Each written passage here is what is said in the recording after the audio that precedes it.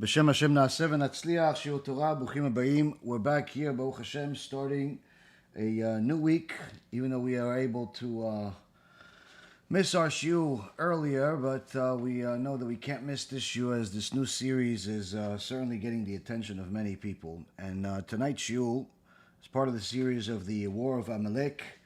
It's going to be for the Refuah Shlema and Hatzlacha Rabba for Rabbi Refaim ben Shulamit, Rabbanit Sarah bat Anat, Rabbanit Levana bat Sarah, Sarah bat Levana, Avi Mori David ben Nesriya, Imi Morati Doris bat Jora, Naomi bat Sarah, and all of Am Yisrael and all the righteous Noahides. BeEzrat Hashem HaKadosh Baruch Hu will bless them with all of the blessings of the Torah, BeEzrat Hashem.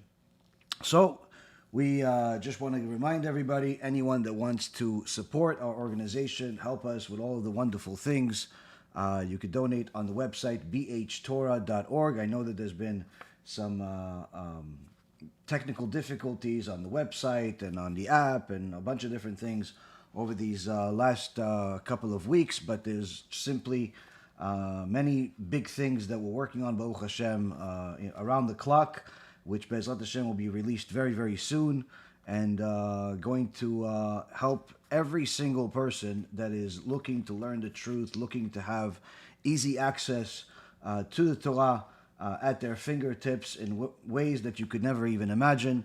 A lot of this stuff is coming very soon, BeEzrat Hashem, and many languages, many different features. So working around the clock to do things that are going to make things better, but obviously there's going to be some collateral damage, let's just say that. So anyone that wants to support, wants to help, you could donate on the website. Also, anyone that wants to distribute the books or the USBs, these are, Baruch Hashem, helping countless people. We have our team in Israel, our teams in the US and different countries that are distributing these books for free in different Jewish communities. You can get yourself a box or more than one box of these. Baruch Hashem, we just had a couple of tzaddikim order a huge amount of books to distribute in a Shabbaton that they're doing at different communities in the US. They wanted to get a few hundred books so they can give to every single person. And this is literally the easiest tool in the world to get yourself Gan Eden. It's just simply so easy. I think that there's going to be a special trial for foolish people that didn't take advantage of it. Also, we have the USBs. Get yourself some USBs, and we're also continuing to send out the extra bonus of books of Rav Nisim Yagen in these packages. So those, of course, are being very welcomed in many communities around the world, Baruch Hashem.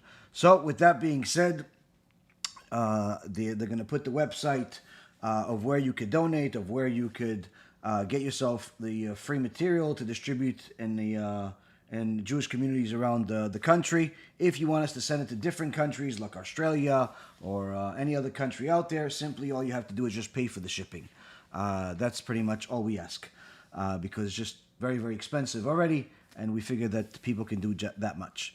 So, with that being said, we have our series at hand, and last week we got into this. We got into this War of Amalek after being introduced to this Sefer by the Kadosh Elyon, Rav Elchanan Wasserman, and understanding why he's even fighting this fight.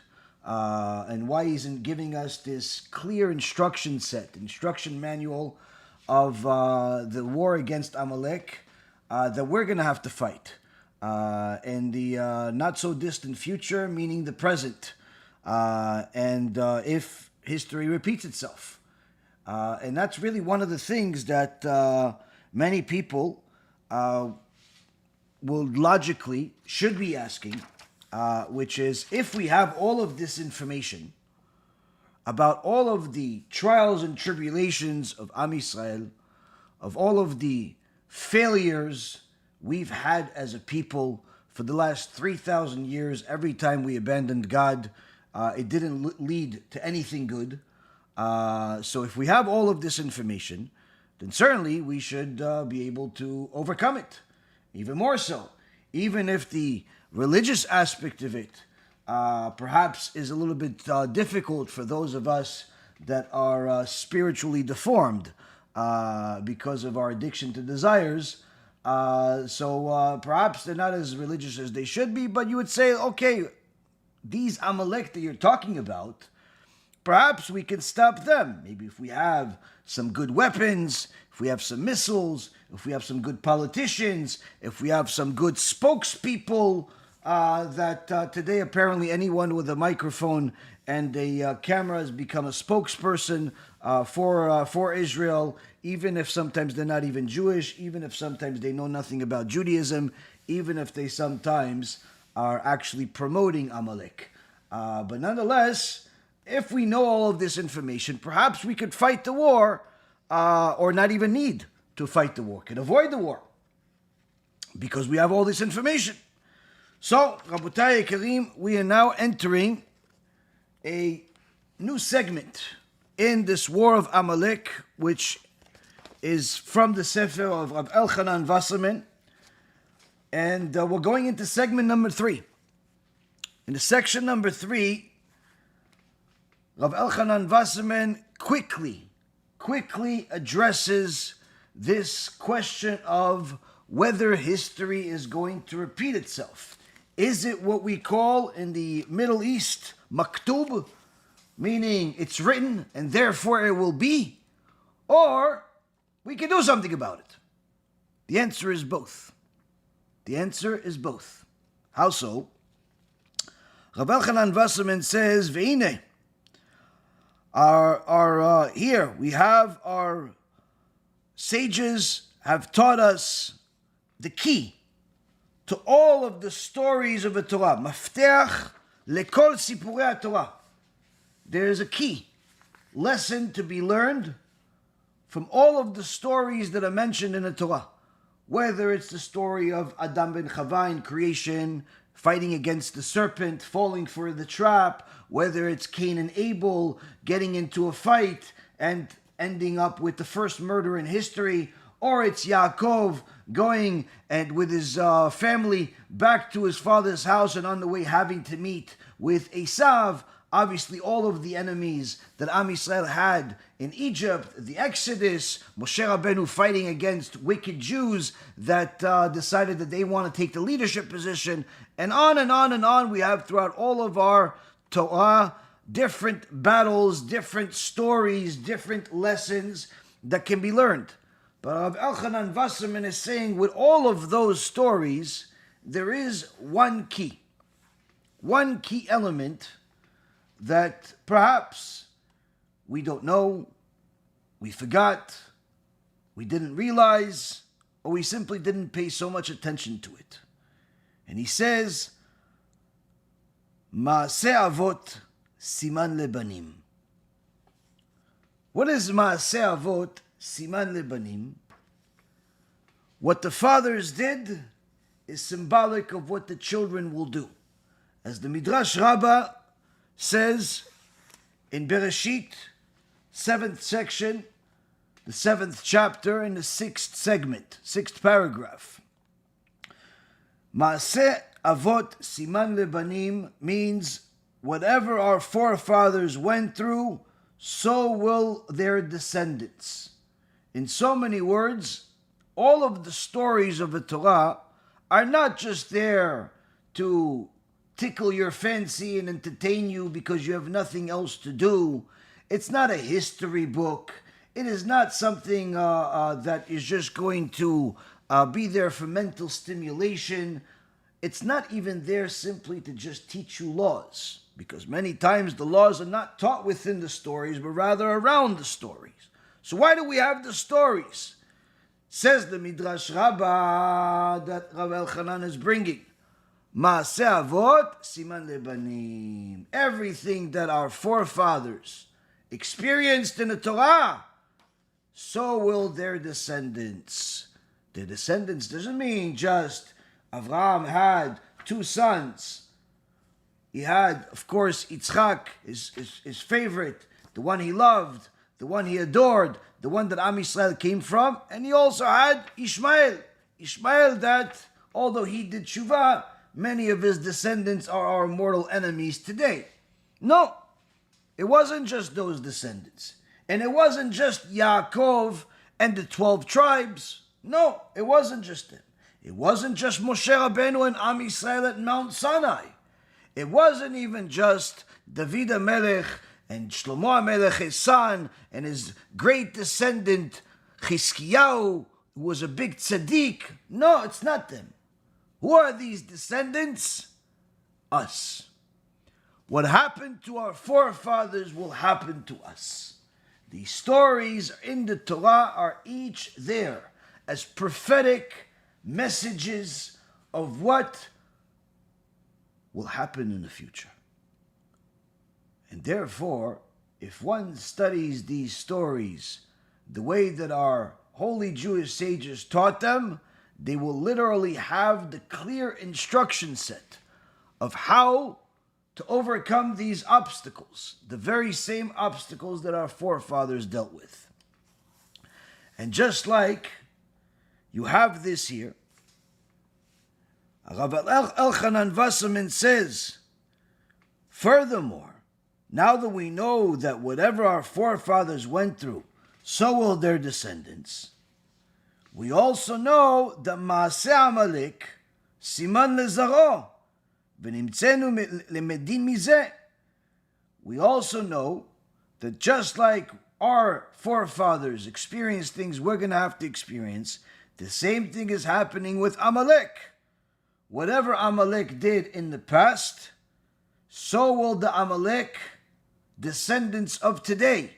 They will do now. Ki haosim leachis hen mizera Amalek. Here, Rav Elchanan Wasserman gives us a couple of extraordinary details that are the foundation of this entire shiur, and needless to say, are the foundation of this whole series. Here, Rav Elchanan Wasserman is telling us that while it's nice to know that we are all Jewish people connected to holy sages, to holy forefathers, Avraham, Yitzchak, and Yaakov, it's not going to do you any good if you didn't learn anything from them. And what can you learn from them? Their experiences. Why do I need to learn their experiences? Because eventually, at the time of Mashiach that we're living in right now, the era of Mashiach, the same things will be repeated. Just like Amalek went and fought Am Yisrael, they will fight again. So how did it go? We had Mount Sinai. But Mount Sinai didn't just appear out of nothing. First we were in Egypt, slaves, agony and pain. 210 years. That was really supposed to be 400 years. But the suffering that Am Yisrael had in Egypt was so bad and so magnified and so much worse than the original permission that Hashem gave Paro, that Hashem cut the time in half practically. Instead of it being 400 years, it was 210, of which the last 116 years were the worst. But after HaKadosh Baruch Hu took us out of Egypt through miracles and a strong arm, which the sages called a super miracle, not just a miracle, but a super miracle we discussed in previous shurim, Am Yisrael got to Yam Suf, the Sea of Reeds, where there was another very big test of our emunah, our faith in Hashem. It was another time that the enemy attacked and did not give up. It was another time that we overcame the obstacle by going with Hashem. And 49 days later, we arrive at Shavuot, which is at the time we received the Torah. The Torah protected us. But if a person thinks that that would be enough, then perhaps the Tanakh would have been finished already there and we would already be all in Gan Eden. But it wasn't. Because shortly after we received the Torah, we went to Refidim and rested over there, near the water in Refidim. We rested, the Torah says.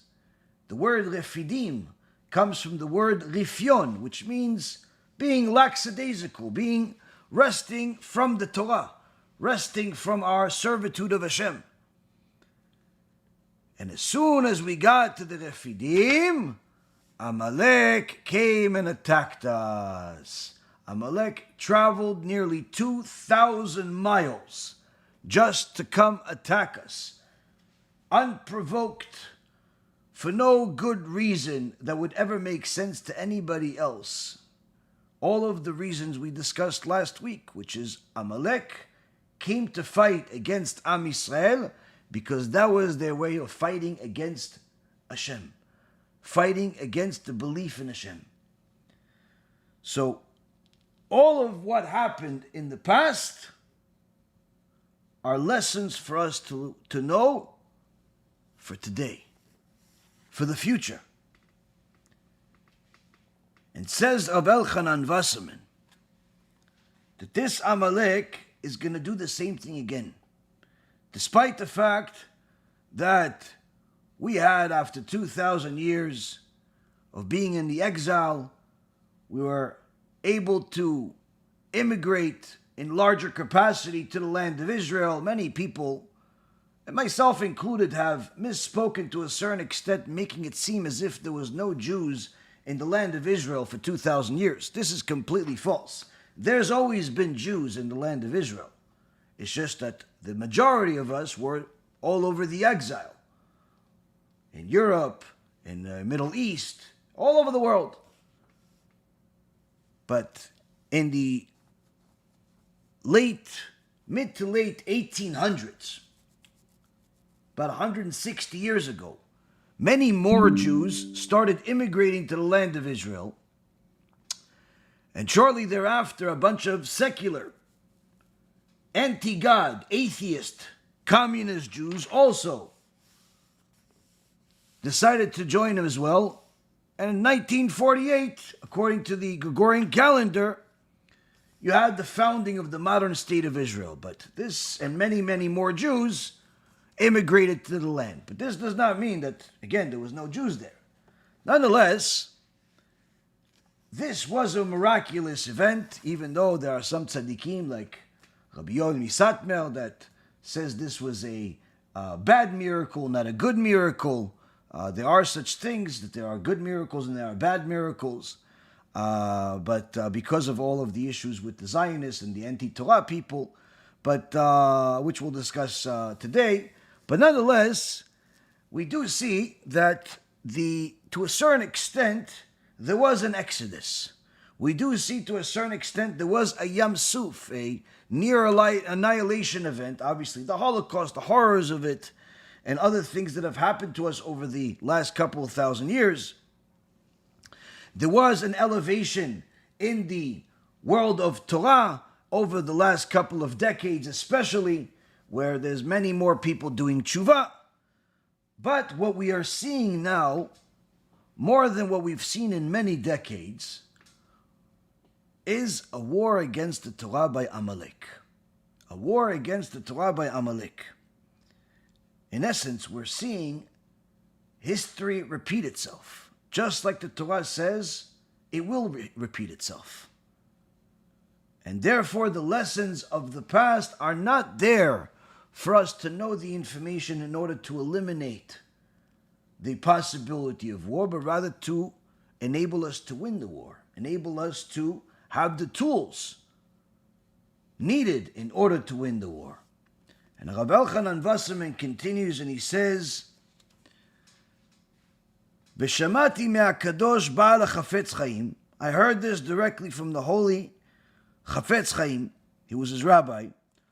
Odot Yevsektsiya. His testimony over the Yevsektsiya. And he says a statement in Yiddish, which I'll translate to English.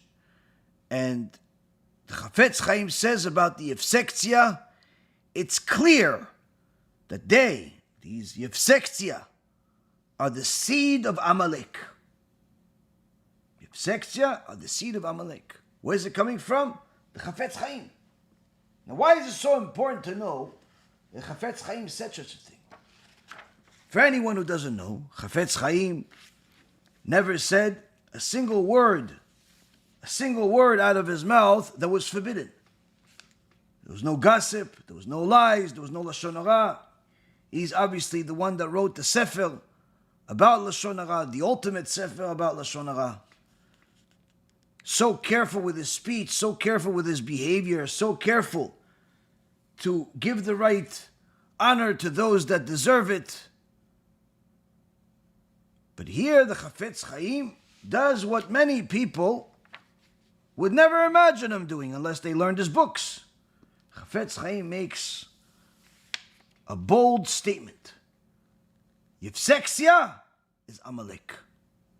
Who is Yevsektsiya? Was it a bunch of Nazis that ran the Holocaust? Was it a bunch of different Mohammedans that started chopping off heads? Who was the Yevsektsiya? Yevsektsiya, Rabotai Yekarim, was the general name for a Jewish organization.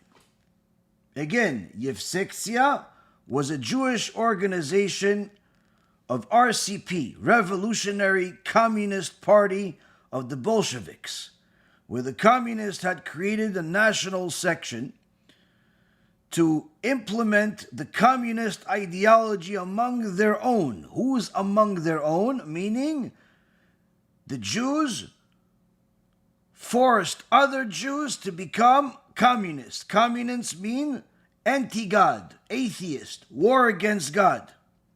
So the Yevsektsiya Jews fought mercilessly to destroy Judaism by closing synagogues, closing mikvehs, forbidding kosher slaughter, and putting anyone who taught Torah in jail, and even killed them.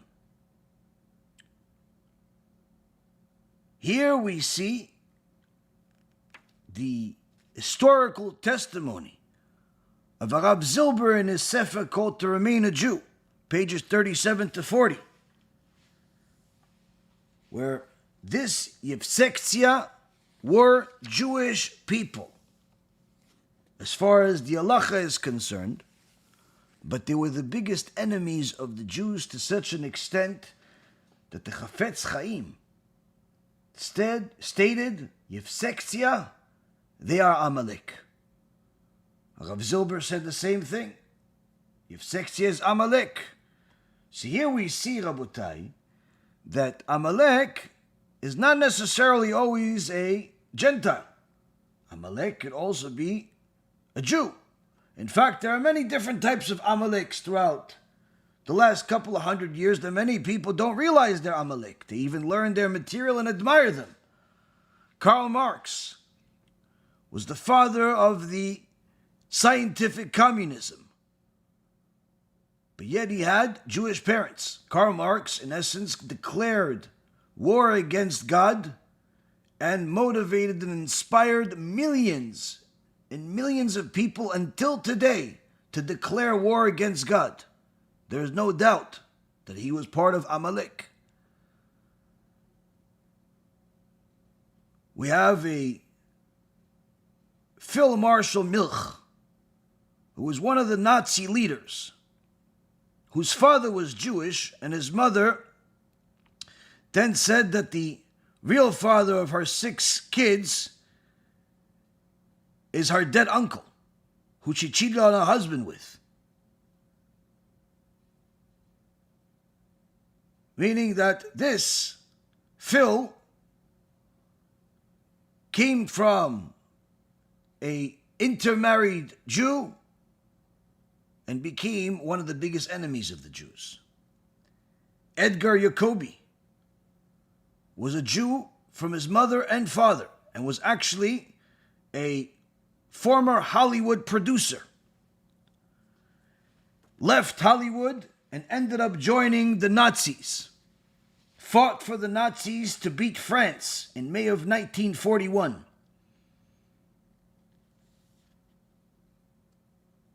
Karl-Heinz Larvey, also a Jew that was raised actually in a religious family, but hated the Torah to such an extent that he created a false identity and ended up joining the SS, the Nazi army, and fought for Hitler against his brothers and sisters, killing them. Unfortunately, Rabotai, many people don't realize that not all Jews were on the same side during this time. In fact, a historian's and a documentary that is by Dr. Brian Rigg, a historian, showed that there was 150,000 Jewish soldiers fighting for Hitler, meaning on the Nazi army, killing their brothers and sisters.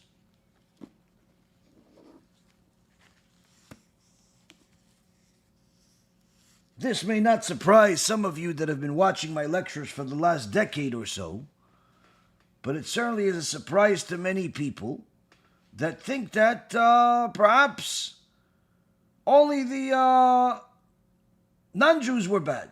In fact, there were some non-Jews at that time that were better than some of the Jews. Some of the non-Jews helped the Jews stay alive while some of the Jews killed other Jews. Of course, the majority of the enemy were non-Jews, but nonetheless, Rav Elchanan Wasserman is telling us here something that we have to take into account. Amalek is not always going to be the obvious-looking enemy. Amalek will sometimes be hiding in plain sight. And if we're not aware of how to identify Amalek, he could literally be living under the same roof as us, and we wouldn't know.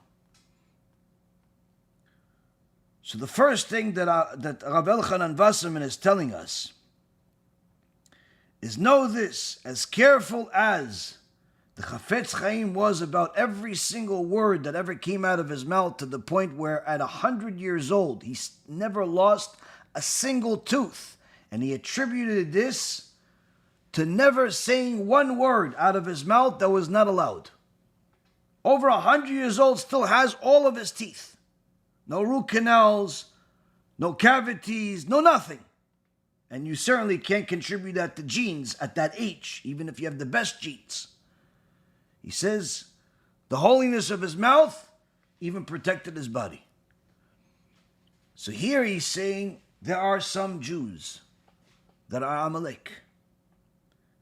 They were in the past, and unfortunately there are some today. How can we identify them? Should be the next question.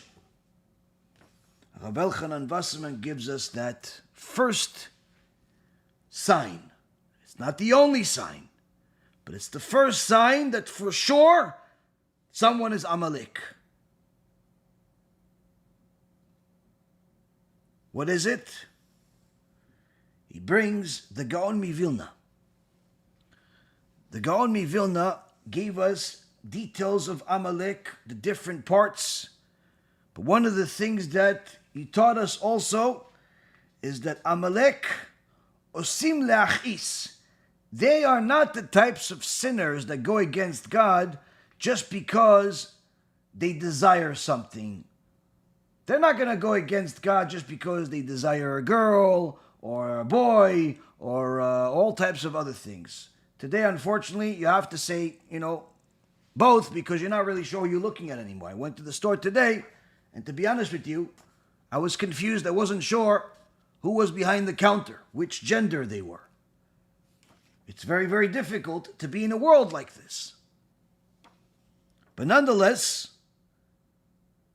if you want to identify Amalek, it's much easier than identifying gender today. How?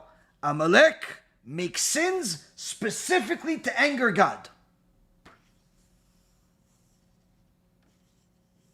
They're not just doing it for desire. They're doing it to anger God. They're looking to fight a war against God. And therefore, the Gaon Vilna is brought in a sefer called Even Shlema, that Rav Elchanan is bringing here, in a section or chapter called Chevle Mashiach, the birth pangs of Mashiach. And he says this, Erev Rav dvukim me'od BeIsrael, v'Yisrael omdim ima'asen. As it is written, v'yit'arvu ba'goyim v'yilmedu ima'asehem. The Gaon Vilna, over 200 years ago, had the wisdom of Torah that can only be compared to the sages of the Gemara. Something unbelievable. And he brings us something very simple here. He says, the Erev Rav, which is one of the parts of Amalek, they are glued. They are glued to Am Yisrael. Very much glued to Am Yisrael. What is it like?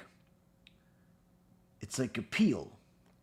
You know, there are certain peels on a fruit or a vegetable that are very easy to take off. Very easy to take off with it. An onion peel or the like. There are some peels that, they're not necessarily so easy to take off. You can't do it with your hands, but you could easily peel them off with a knife or a peeler of some kind, like an apple or, a orange or so on. Still easy to peel off. But then there are certain fruits or vegetables that their peel is so connected to the fruit or vegetable that the vast majority of people simply eat the peel. Forget about your vitamins and nutrients. This is not a health food, and it's not a health lecture. Point being is, some people eat the peel, even if they don't want the peel. Why? Because the peel is so connected to the fruit and vegetable that it's almost impossible to take it out without exerting too much effort to the point of aggravation. He says, that's Erev Rav. The Gaon Vilna says, that's Erev Rav.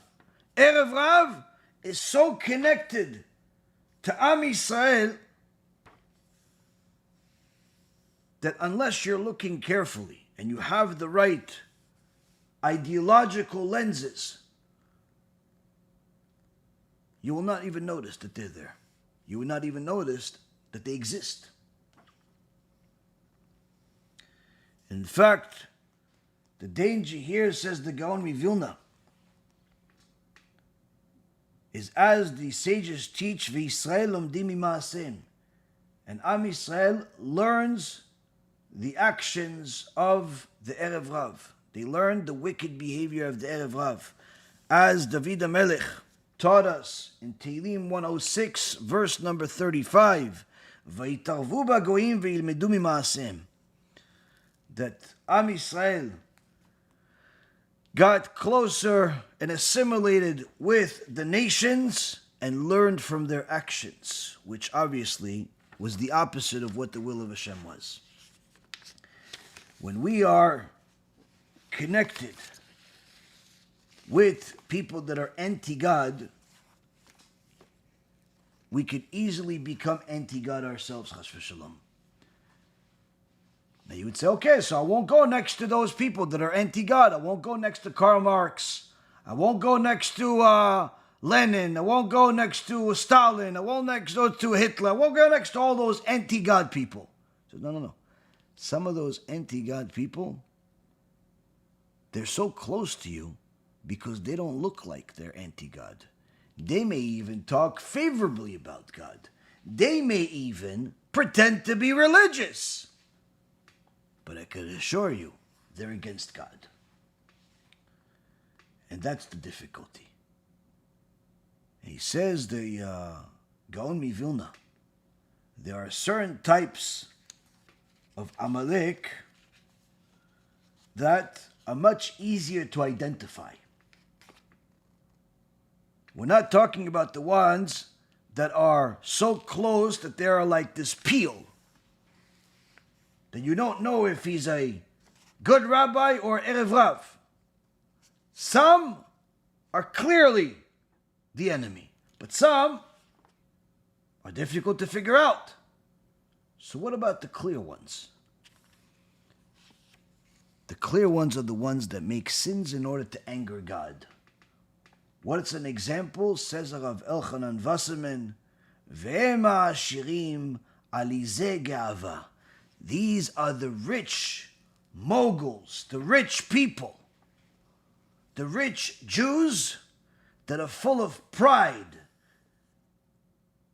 and simply use whatever money they have, resources they have, power they have, to go against God, to go against the Torah.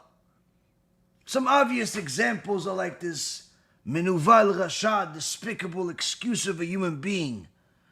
George Soros, his son, and anyone that's connected or supports him. And I wish he was the only one that was an enemy of God, enemy of the Jewish people, enemy of society. But unfortunately, there are many others in Hollywood, in business, all over the world there are people like that. Some are in the front scenes, some are behind the scenes. What do you think? These protests that are going and more anti-Semitic than anything we've seen in the last 80 years, they're funding themselves? These kids still call their parents, asking them for $50 so they can buy lunch. So, of course, these protests and everything that's going against the Torah, going against the Jewish people, going against society, this is being funded by people. And it's not just one person, it's not just two people, it's not just three people. Unfortunately, there are many enemies of God. And some of them are Jews. And therefore, says Rav Elchanan, אי אפשר להפריד את הערב רב רק על ידי קושי הגלות. He says the connection of Erev Rav to the Jewish people is so close that you cannot separate them from each other without the difficulties of the exile that we're in. In so many words, difficulty, hardship, tribulations, horrible situations, Holocaust, pogroms, inquisitions, protests, anti-Semitism, poverty, disease, whatever it is. All of the horrible things we've had in the last couple of thousand years are a necessary evil that is required in order to separate us from the Erev Rav. In fact, if the Erev Rav was the only enemy and there was only one sect of them, this would be a pretty short lecture and a series. But there are 5. Says the Gaon mi Vilna, there are 5 different types of Erev Rav inside Israel. 5. What are these 5? What are these 5? Ribono shel olam, we were just petrified to the point where we wanted to start crying about ourselves and our misfortune when we heard about the Soroses of the world, the horrible ones that are causing so much animosity. You're telling me there's 5? Yeah, there's 5. There's 5 different types. Chazal brings in the Tikkunei HaZohar, page 41b,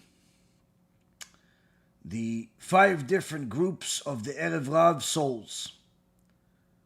These are called Nega Ra, evil affliction, which stands for the 5 groups, the Nun for Nefilim, the Giborim, Anakim, Refaim, and Amalekim. Amalek.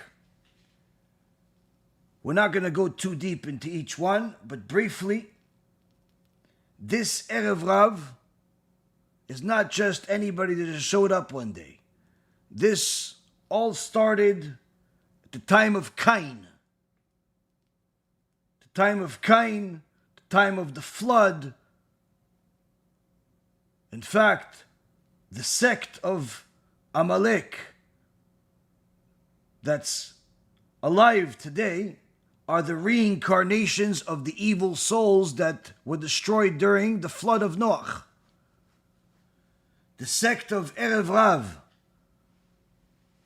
that we also find in the world today came from the Erev Rav that joined Am Yisrael during the Exodus. Who are these? These were the Gentiles that pretended that they wanted to convert to Judaism.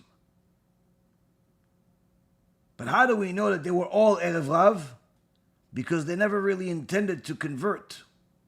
These Gentiles were the sorcerers, were part of the sorcerers of Paro. And they thought that Moshe Rabbeinu was the ultimate sorcerer, and that's how he brought all the plagues.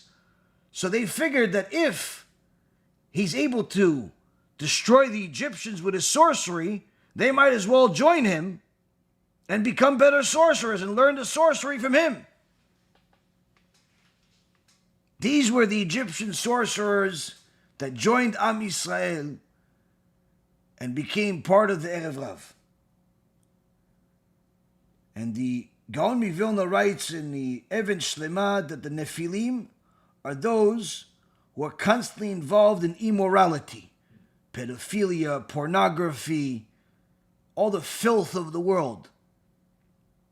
The Giborim are those who seek to gain honorable names for themselves, even if they are religious and want or even succeed in building synagogues and yeshivot and donating money for Sefer Torah. They are only doing it for the sake of their name, hence Gibor. Gibor is like a hero, but really a hero in his own eyes. All they do is to build their own names. They are connected to the wicked, the Tower of Babel.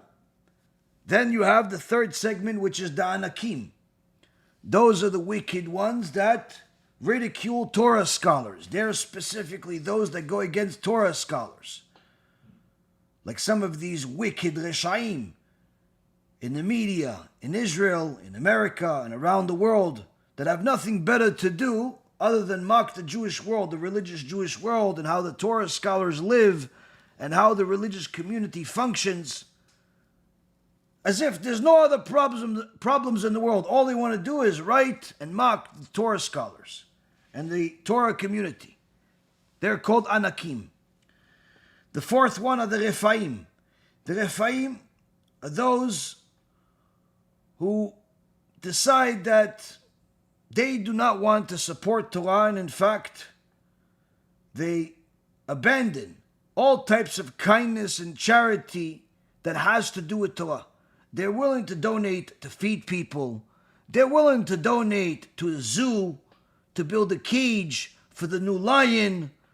They're willing to save some, nearly extinct butterfly that's fluttering around somewhere in Africa. They're willing to do that. But Torah, they simply refuse to do it no matter how many millions of dollars they have. And then you have the fifth group, which is the Amalek. Amalek are those that are in the leadership position, the heads of nations, the heads of government, the heads of organizations, specifically during the time of exile, and specifically those that take advantage of poor Jews. And one of the ways that they take control over people is by creating machloket, creating disputes, fights between different Jews, different segments of Jews. And the Zohar Kadosh says in the first chapter, or first volume, that with these different types of Erev Rav, the Nefilim, Giborim, Anakim, Refaim, and Amalekim, the Amalekim are those that came from the time of the flood. They're reincarnations of the evil souls from the time of the flood.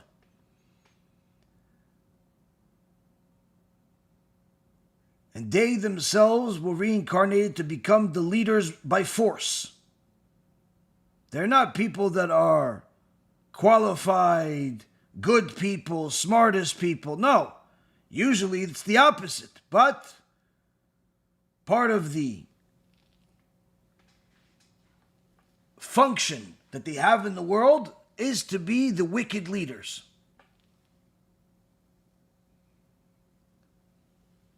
The Nefilim, on the other hand, are called Nefilim because they constantly fall for immorality. All of these people you see that are being exposed for being, immoral, pedophiles, and all the LGB and all the other stuff, they're part of the Nefilim.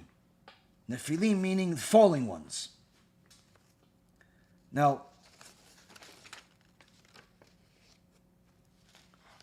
here we see, Rabotai, that the enemy is much stronger than we could ever prepare for. And in fact, the enemy is sometimes could be in your backyard, could be in your front yard, could be even in your bedroom. And therefore, this instruction set that Rav Elchanan Wasserman is giving us is telling us your only weapon is knowledge of the Torah and the commitment to fight the fight. Now, one of the things that a person needs to know is knowledge of what this is. As he says, there's 5. Which ones are the worst? Which ones are the biggest troublemakers? Says Rav Wasserman, ובעלי מחלוקת הם הגרועים מכולם והם נקראים עמלקים. ואין בית דוד בא עד שימחו מן העולם. Says those that cause the disputes among the Jewish community, where they decide things that are against the Torah. Why? Simply because they want honor, because they want to be the boss, they want to tell people what to do, not because they want to honor the Torah. So they're going to tell you, listen, from now on, long dress is not modest. You have to wear short dress. From now on, wearing a mitpachat like Sarai Imenu is not modest. You have to wear a long wig. Things that are against logic.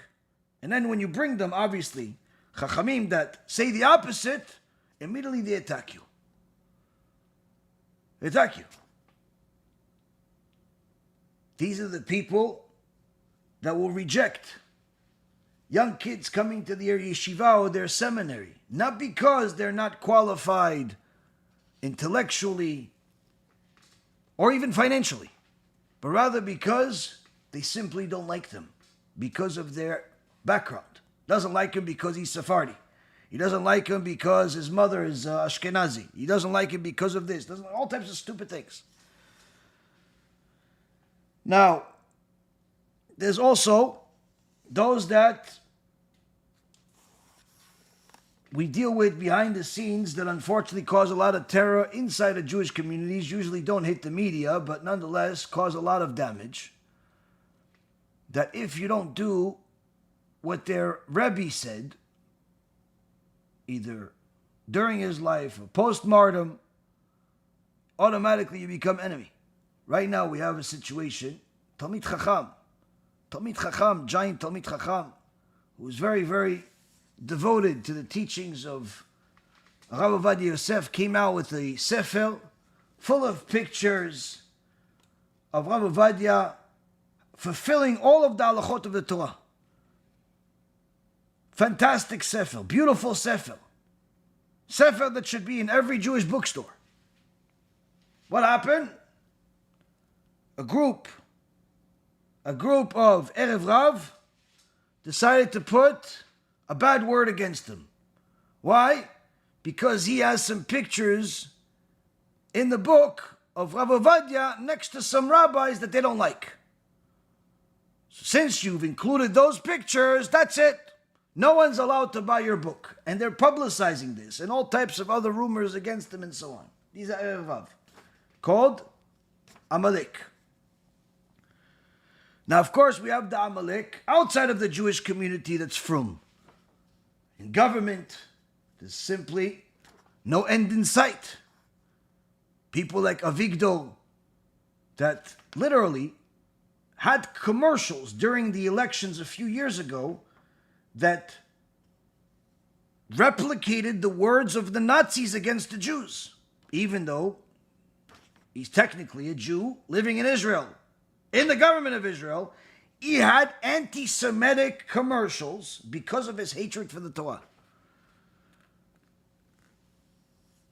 People that sometimes wear a kippah, but unfortunately fight against the Jewish community in conniving ways. These are all Amalek. And the Chachamim teach us, En ben David ba ad shimchu min haolam. The Mashiach will not come until this type of Amalek is destroyed from the world. And therefore, Rav Elchanan Wasserman continues and he says to us, Amalekim em Rashei Yisrael bagalut. Amalekim are not going to be just anybody's. Amalekim are going to be the heads of state, the heads of major organizations, the heads of all types of powerful positions in the exile. And on them it's written from the prophet Jeremiah in the book of Echa, Lamentations, chapter 1, verse 15.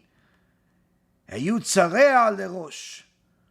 Our problems, our enemies, our troubles were ahead, meaning the worst ones, the worst enemies, they had the leadership position. וכל עזי פנים ורשעים שבדור הם מגלגול נשמתם של ערב רב ובני קין. And know this, he says, all of those arrogant, wicked people that are in the generation, and he's not just talking about anyone that's arrogant because he's really tall or he's really short or he knows how to throw a ball or he has some money in his pocket. No, we're talking about a certain type of arrogance that is aimed against the Torah, against the Jewish life, against the Jewish people. Even if he himself is Jewish. That type of azpanim, that type of rasha, in the generation, he says you should know, they are reincarnation of the Erev Rav that are the descendants of Cain. Now, why do we have to bring up Cain? He hasn't been around for several thousand years. Almost 5,700 years you haven't seen Cain. Why does Cain have to do with all of this? Because the Erev Rav all started with him.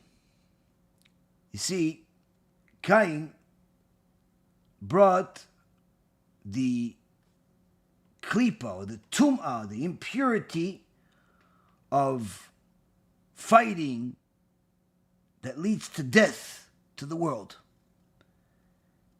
And when Cain killed his brother Abel, the tum'ah glued itself to him. He brought on himself such a high level of impurity, such a high level of tum'ah, that it empowered the angel of death.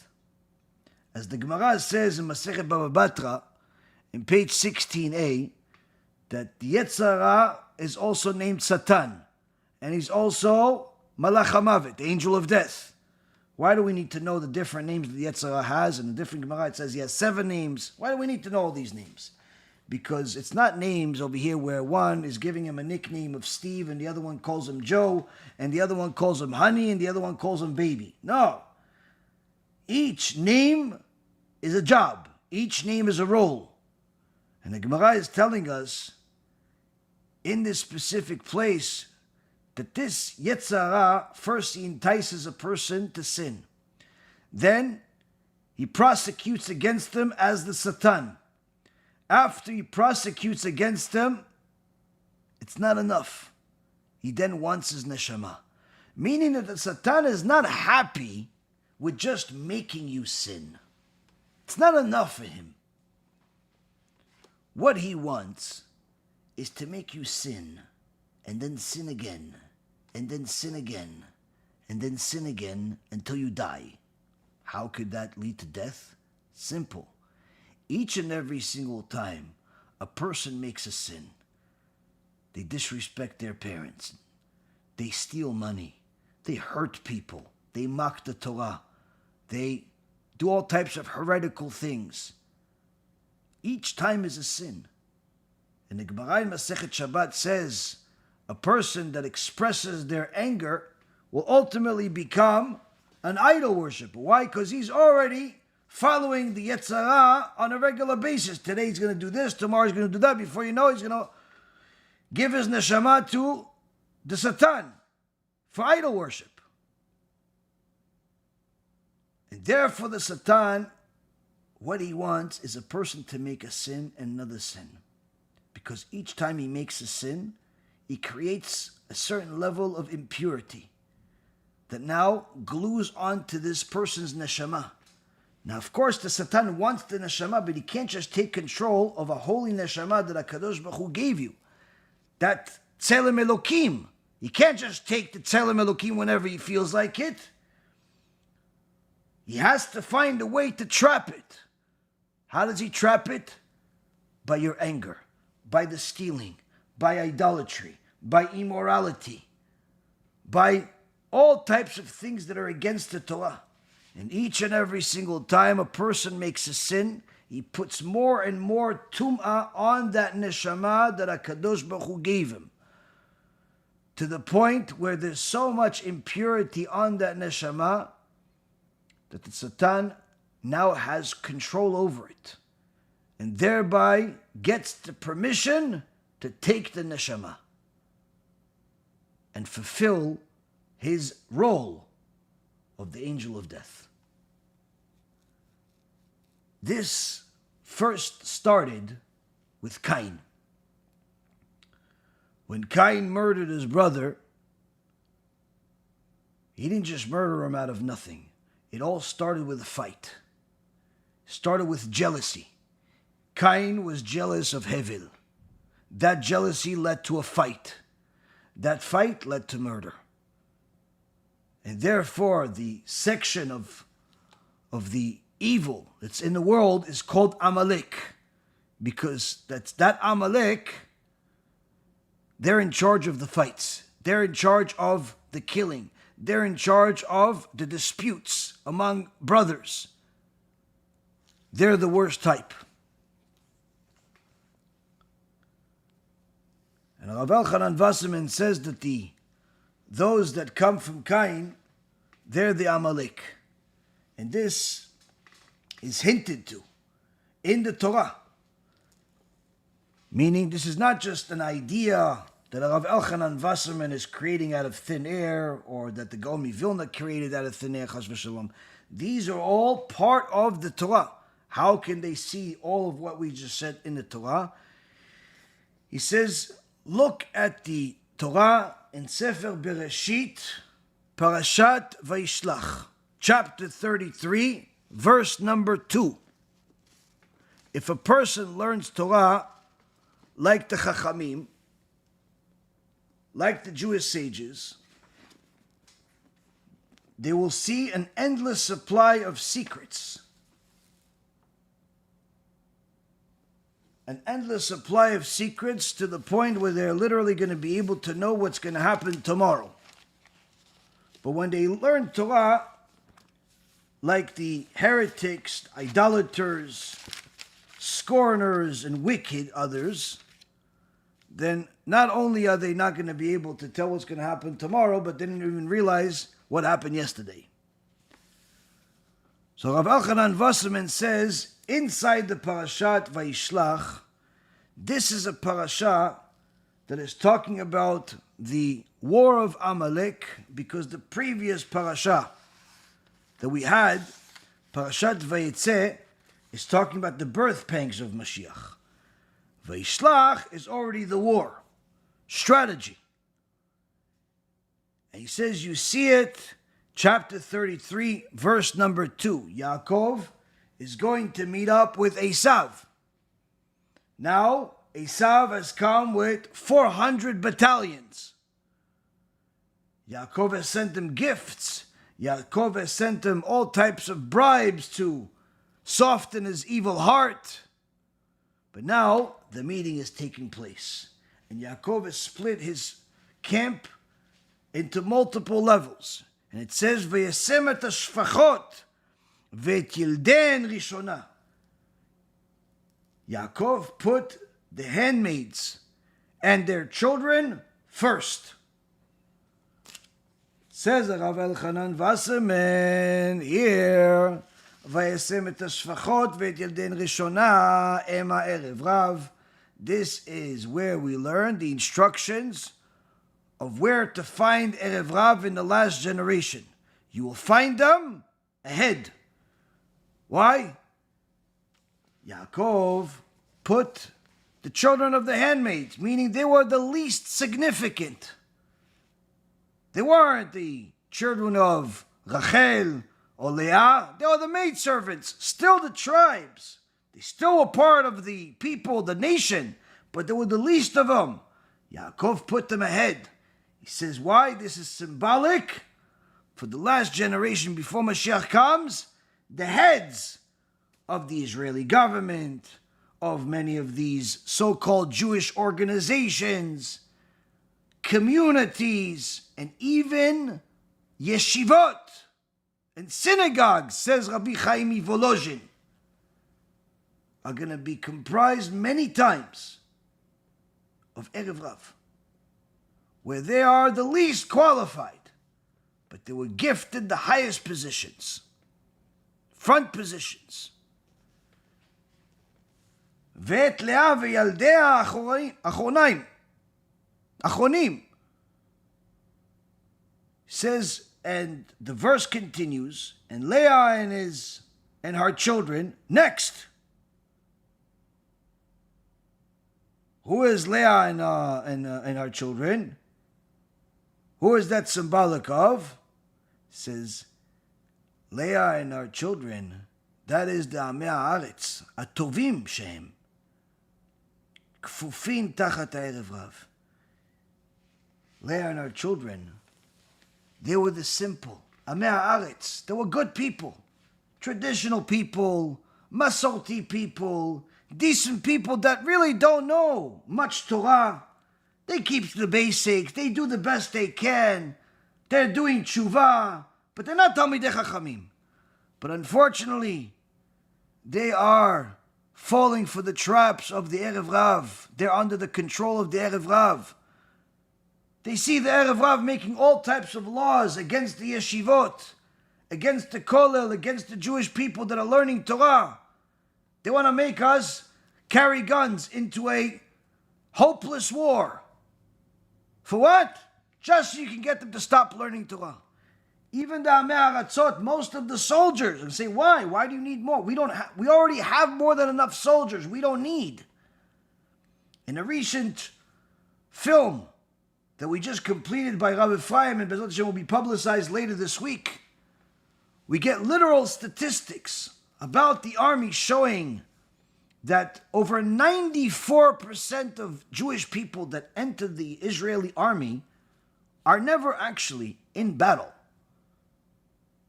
Most people think, oh, if somebody goes to the army, their life's at risk. It's not really true. Some of them are doctors, some of them are peeling potatoes, some of them are computers, some of them are technicians. They all have a good use, but they're not all going to battle. And we see right now, as soon as this whole nightmare started on October 7th, they drafted 300,000 people, and then they return a bunch of them but go back home. Why? Can't do anything with them. We don't need that many. We're not fighting China. But here's the problem. The problem is that Amalek doesn't care about what we need to defend ourselves. The Erev Rav's primary goal is to stop the Torah from being learned. Stop the Torah from being learned. And even the simple people, the Amei Aratzot, that may not be Torah scholars, they're saying, listen, what do you want from these religious people? Leave them alone. You don't like them. You don't want to be religious. You don't like them learning Torah. Fine. Don't like it. No one's telling you to like or not like, but leave them alone. But unfortunately, some of them can even be influenced. Some of them can be influenced by the Erev Rav. In fact, everyone can be influenced by the Erev Rav. There's no such thing as spending time with the Erev Rav, learning from the Erev Rav and not being influenced by them. This is one of the greatest dangers that most people simply do not realize. In fact, the danger is so extraordinary that this is one of the things that the Chazon Ish says he was more scared of this, more concerned of this, than he was of the Erev Rav itself and their decrees. He was concerned that the way that the Erev Rav makes their poison look and taste sweet is going to entice many religious Jews that are not part of the Erev Rav, but to unfortunately become part of the Erev Rav, to fall for the trap of the Erev Rav. Because they make their potion of heresy look good. And many times this affects both religious and non-religious, but especially those that are unlearned in Torah. Even if they're religious, doesn't necessarily mean that they're learned in Torah. Many times people assume that just because somebody looks religious, they have peyot, they have a hat, they have a beard, that means that they're learned in Torah. Unfortunately, that's not necessarily true. So, Rav Elchanan Wasserman says that from here we learn in Parashat Vayishlach the steps of how the world is going to look like. If you're looking at the heads, don't be surprised if you see the head of the organization, head of the government, or even head of some Jewish organization that supposedly means to do well for the Jewish people. Don't be surprised if they're joining with the enemies. They're joining with idol worshippers. They're joining with Amalek, because they are Amalek themselves. Secondly, if you look at your fellow Jews that are not the Torah scholars, don't be disappointed if some of them follow the Erev Rav. It's not because they are always Erev Rav, but rather because they're surrounded by them. They're surrounded by Erev Rav. And you can't be surrounded by Erev Rav, you can't be surrounded by Amalek without being impacted by them. So that is the second. What about the third? And the verse continues, says in Rachel and Yosef last. Rachel and Yosef, achronim. Who is Rachel and Yosef symbolic of? Says Rav Elchanan Wasserman. Rachel and Yosef achronim, this is referring to the Talmidei Chachamim, Shem Shvelim Mikol. Rachel and Yosef is referring to the last generation, the generation before Mashiach, is going to have Torah scholars. But unfortunately, these Torah scholars, the real ones, many times are going to be viewed in the worst perspective by the leaders, by the powerful. They're going to be mocked. They're going to be insulted. They're going to be called all types of horrible, horrific names. They're going to be lied about. People are going to say, oh, they're living off of us. as if we really are. Oh, they don't contribute anything. Complete nonsense. All of the major non-profit organizations that are Jewish organizations are run by religious people, are run by Talmidei Chachamim.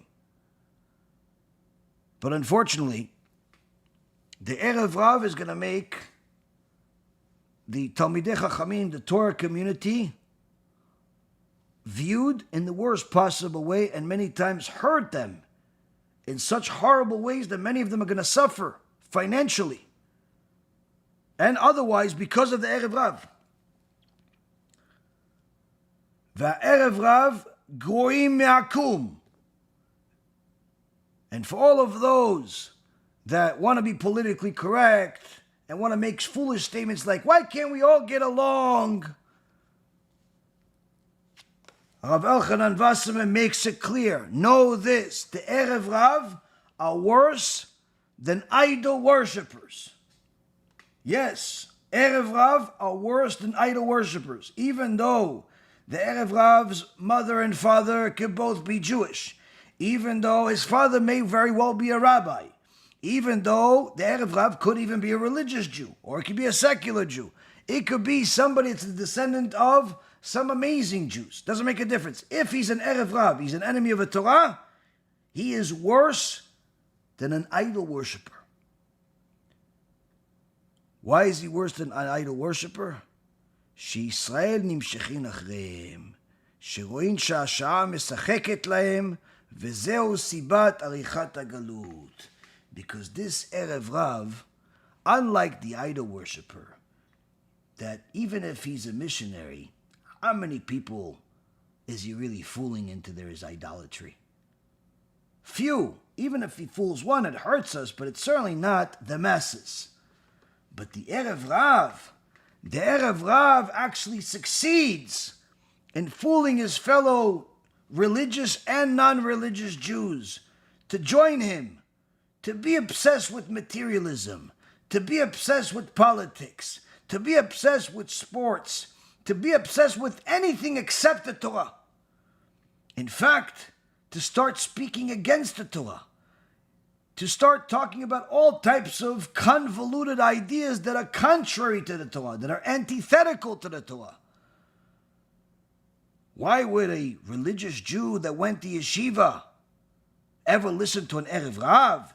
Says Rav Wasserman, שישראל נמשכים אחריהם, שרואים שהשעה משחקת להם. Because Am Yisrael, the holy Jewish people, follow the Erev Rav many times because they see that their fortunes are good. They see they have money. They see they have a good job. They see this guy is 25 years old. He's already making $250,000 a year. This guy is only 25 years old. He's already had $1 million house. Look at this guy. He's not even 40. He's got 2 companies and he just sold a 3rd. They look successful. They look connected. Look, wow, did you just shake the president's hand? Did you just say that you spoke to the CEO of XYZ company? It looks like they're making it in life. Says a Rav Wasserman, that's the trap. That's the trap. That's the test. It looks like the Erev Rav are winning. They have money. They have good jobs. They have positions, power. And unfortunately, a person that's not glued to the Torah and to the right ideology of the Torah, even if they were religious their whole life, or they were secular with good values, to the best of their ability, they could easily fall into the trap of the Erev Rav, says Rav Wasserman, simply by seeing that this Erev Rav, השעה משחקת לו. He's pretty much, the hour is playing for him. In so many words, he's always at the right place at the right time. And this is such a horrific damage to the nation of Israel to the extent that it actually extends the horrors and the pain and the length of the exile. It delays Mashiach. It increases the suffering of all of Am Yisrael.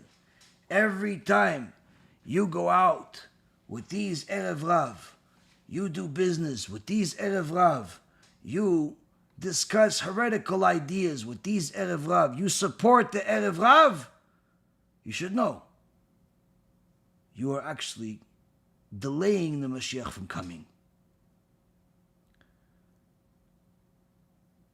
Uma she'evi Agra, and what the Gaon Vilna brought from the Even Shlema, mipnei she'aparasha ההיא ששב יעקב מגלותו לבית אביו ועדיין היה בדרכו, היא פרשת עקבתא דמשיחא, ופרשה הקודמת לה היא פרשת הגלות, כמו שכתב הרמב"ן שם.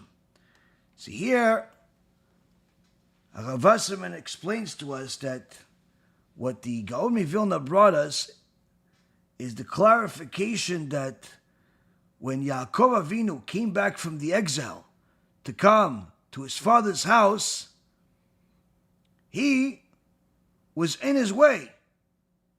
He was on his way, symbolic of the birth pangs of Mashiach, all of the things that are going to happen before the Mashiach comes. Everything that's happening now. In the previous parasha before it, the parasha of Vayetze is actually the what the Ramban already clarified is the parashat HaGalut. It's talking about the exile itself. Now, why is it that the Erev Rav continue to do what they do, even if it creates dispute between families sometimes, disputes in companies and businesses and all types of things? What motivates them other than the spiritual defect that they have, an addiction to evil? In fact, even if one were to say, you could explain the Jewish Erev Rav, the Jewish Amalek. What about the non-Jews? Why do they always want to declare war against the Torah scholars? Now, if somebody just hated all Jews, it's one thing, they're anti-Semitic. But if they're constantly bringing agony and pain to the Torah community, to the religious Jews, then you see here, this is more than just a fight. And that's because, Rabotai, the Satan knows that whoever controls Am Yisrael controls the world. Whoever controls Am Yisrael controls the world. Just like the Midrash Rabbah says in Sefer Bereshit, in the first chapter and the first statement, that the world was created with Bereshit, just like Am Yisrael is called Reshit. Am Yisrael is called the head of all the nations, the head of Hashem's tzon,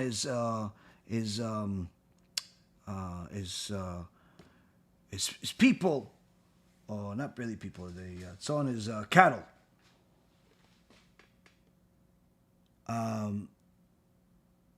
In so many words, we've seen throughout history that whoever was in control of Am Yisrael was in control of the entire world.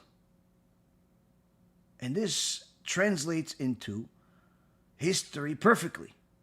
When the Egyptians were in control of the Jewish people, they became the most powerful country in the world. When the Babylonians had control over the Jewish people, they became the most powerful country in the world. When the Assyrians, Romans, Greeks, Spaniards, Turks, Germans, all of these different countries were in control of the Jewish people, not necessarily always as slaves, allowed them to live, allowed them to sometimes even prosper. HaKadosh Baruch Hu brought an enormous amount of blessing to the hosting country. And when they kicked them out, all of the blessing left with them. To the point where HaShem would punish that nation by wiping them off the map. Wiping them out of history. Whether it's the Egyptians, the Babylonians, the Assyrians, the Turks, Spaniards, all of these nations, even the Nazis, are very different than what history has them as. They're not even a shadow of their former selves.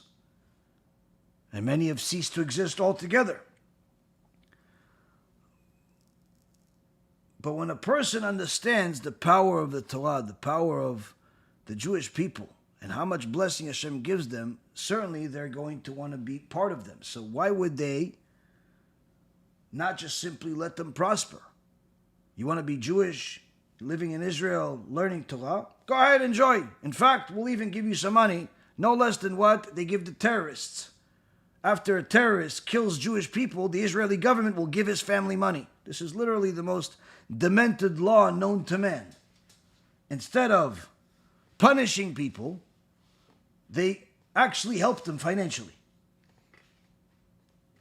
No wonder why in the last 80 years, despite the world's view that Israel is an apartheid state and how they kicked out all of the Arabs, if you actually look at the history books,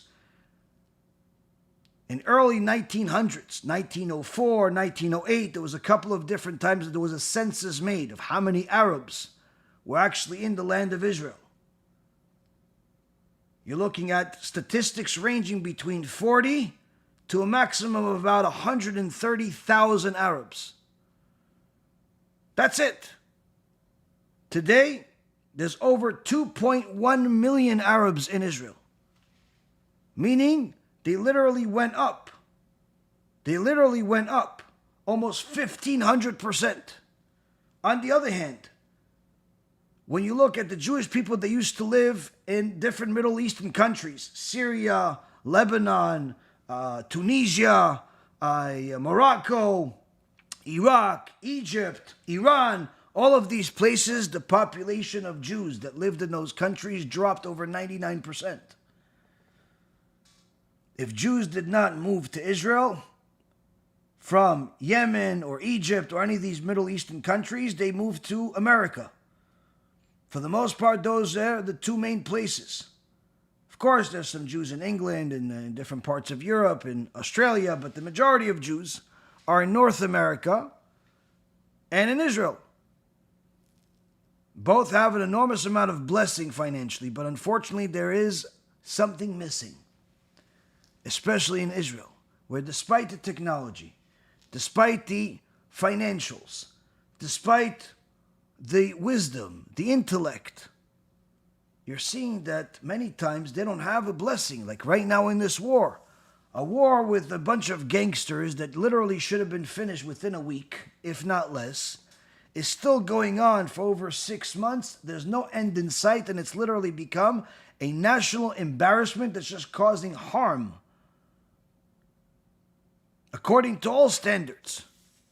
Even if you're in favor of the war, you're not in favor in the way that Israel is fighting the war. Why? Because you're seeing that the leadership is misleading their own people. Why is this the case? This is because, as Rav Wasserman said, the leadership is Amalek. The leadership is Erev Rav. The leadership today, many times,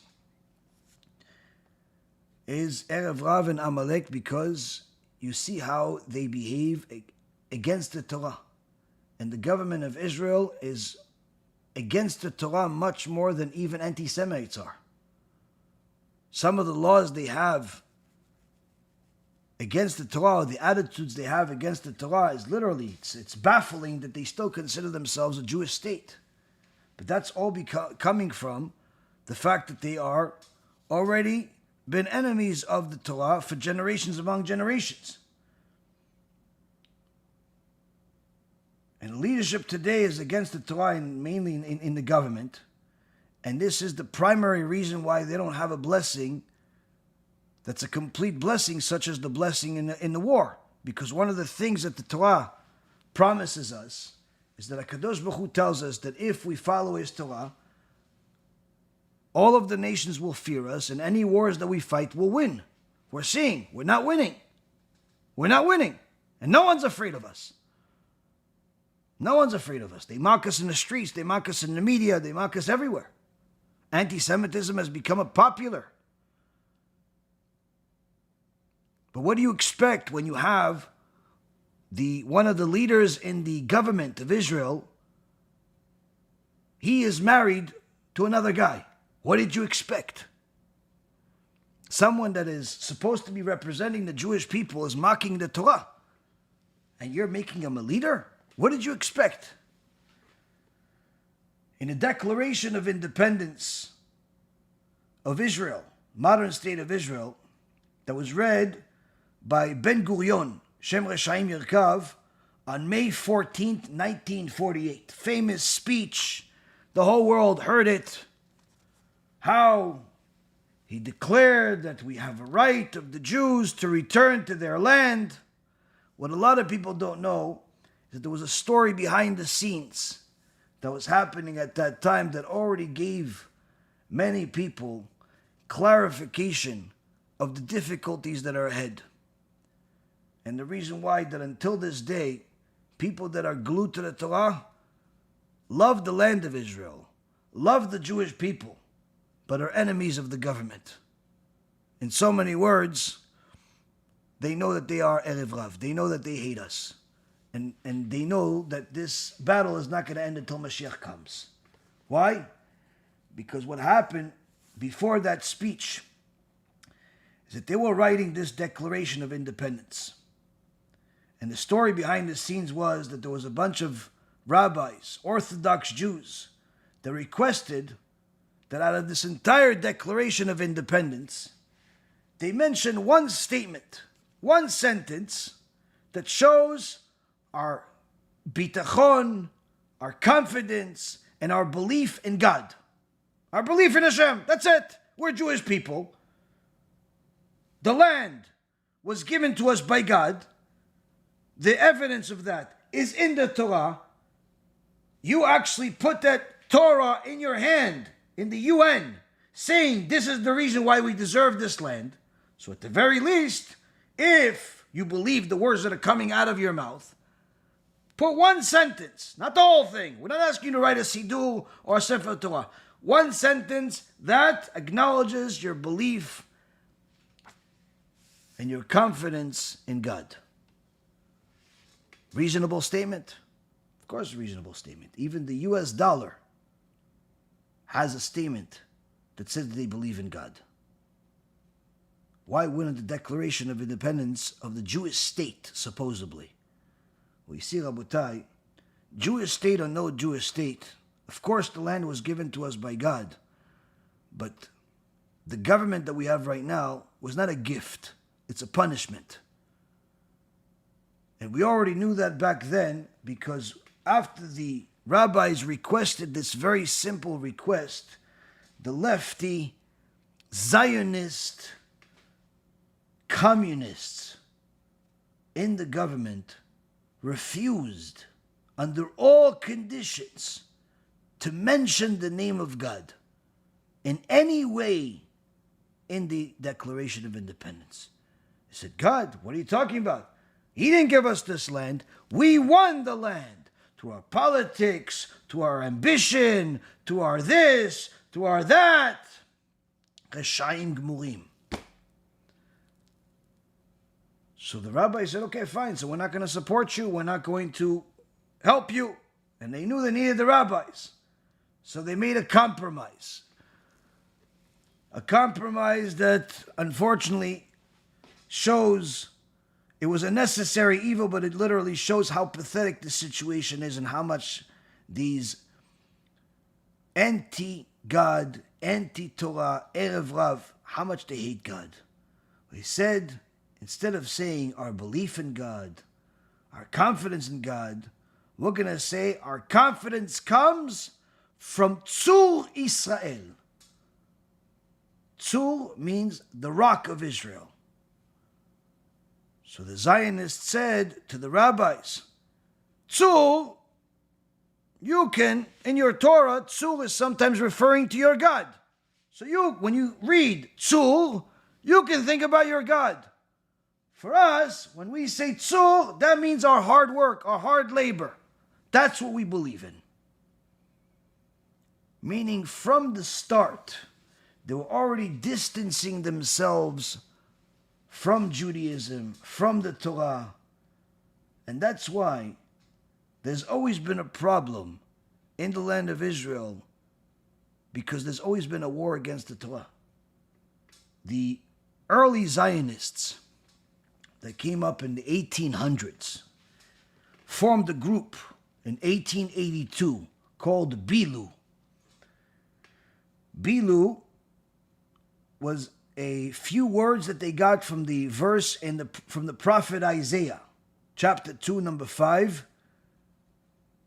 Bet Yaakov lechu v'nelcha, meaning the house of Yaakov, going forward. This came from Zionists. It would seem like this is, wow, these people believe in the Torah. No, it just means that they learned when they were kids, before they became atheists, heretics, and enemies of the Torah. The Rav Mibrisk said, if they only would have put the full verse, instead of calling themselves Bilu, they would have called themselves Bilu B. Why Bilu B? Because the full verse says, Bet Yaakov lechu v'nelcha be'or Adonai. The house of Yaakov moves forward with the light of HaShem. Meaning we don't go anywhere without HaShem. But we already saw from 70 years before the modern state Israel that the Zionists hated the Torah. And this is the reason why Ben Gurion, Shem Reshaim Yerkav, when he was one of the people that instituted the statement of Yisrael betach betzal ezra maginam hu, many Talmidei Chachamim shivered at the chutzpah of this guy, where he took the verse from Psalms 115, verse 9, that says, Am Yisrael trusts in Hashem and He helps them and He protects them. Instead of that, he says, Am Yisrael trust in the IDF and it will protect you and help you. They changed God with the army. And this, Rabotai Karim, shows the significant ideological difference between someone that is going in the way of Hashem and someone that is going against Hashem. Sometimes you will find that person that trusts in the army, in the Iron Dome, in the government, in the politics, even in a synagogue, even as a rabbi, even as a community leader, even as a whatever it is. How do you know? Simple. See how they talk during these times of difficulty. If they're constantly talking about politics, that this politician could save us, and that politician could save us, and that deal is important to us, and that contract is important to us, then in so many words they are closer to the ideology of the Erev Rav than they are to the ideology of Am Yisrael HaKadosh. Doesn't necessarily mean that they are Erev Rav, but for sure they're being influenced by Erev Rav. Rabotai Karim, the prophet Isaiah told us in chapter 49, verse 17, in the name of Hashem, Me'arsaich u'machivaich memech yetzeu. Your conquerors, your destroyers will come from within you. The reason why Bil'am was able to beat Am Yisrael at first was very simple. He knew he couldn't curse us. He knew he couldn't overpower us. But one thing he did know also is that he can make us go against HaShem. He enticed us with all types of sins. And when Am Yisrael sinned, they got punished. The Erev Rav is constantly going to try to make us sin. Is constantly going to try to make us go against Hashem. Our job in this world is to stay away from everything that's against Hashem. But unfortunately, that's not possible when you have Erev Rav everywhere. Especially in leadership positions, especially in every community. And they are enticing. So the one thing that the Sefer Hasidim says, that we'll finish off with today,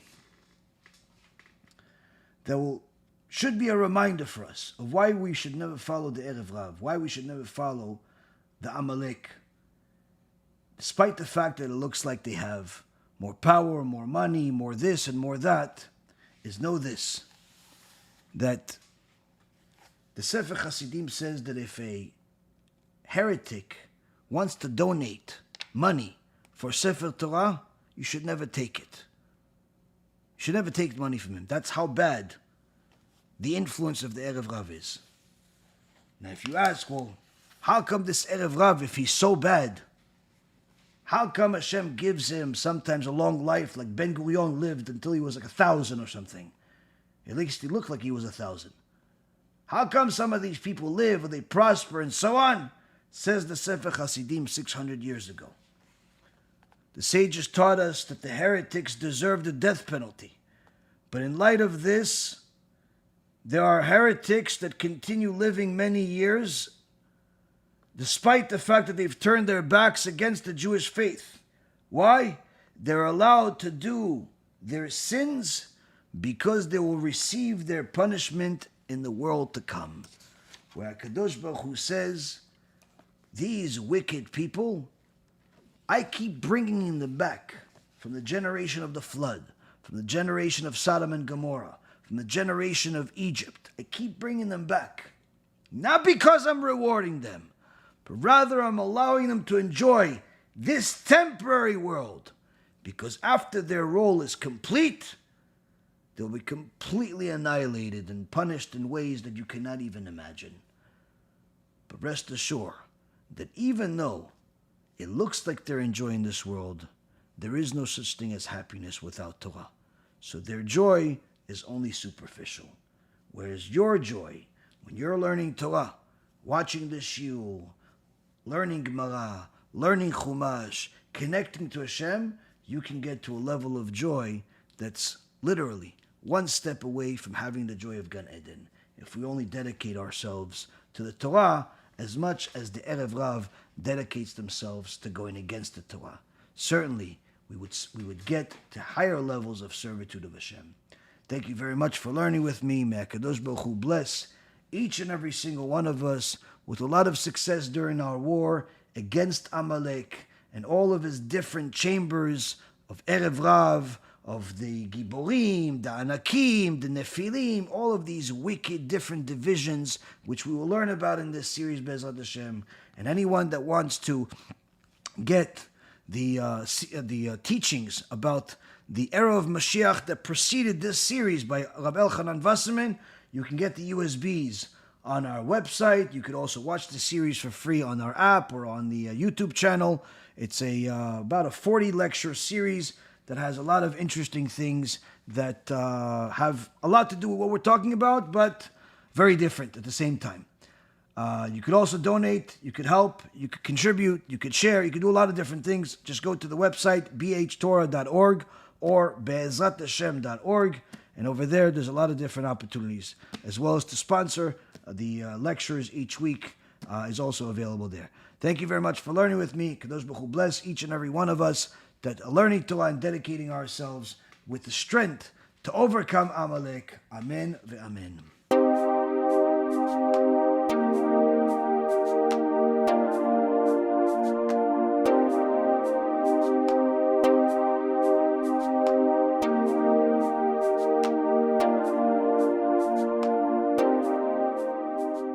אני מברך את הרבנים, הרב ירון ראובן, הרב רפאים כחלון, ראשי ארגון בעזרת השם, שהלכו בפי עליון, שעלו מעלה מעלה, יהיה להם ברכה והצלחה. הקדוש ברוך הוא ימלא בישועות ליבם לטובה ולברכה, שבכל אשר יפנו ישכילו ויצליחו, יזכו עוד לעשות כאלה וכאלה, הודיעו תורה לאדירה, אמן ואמן.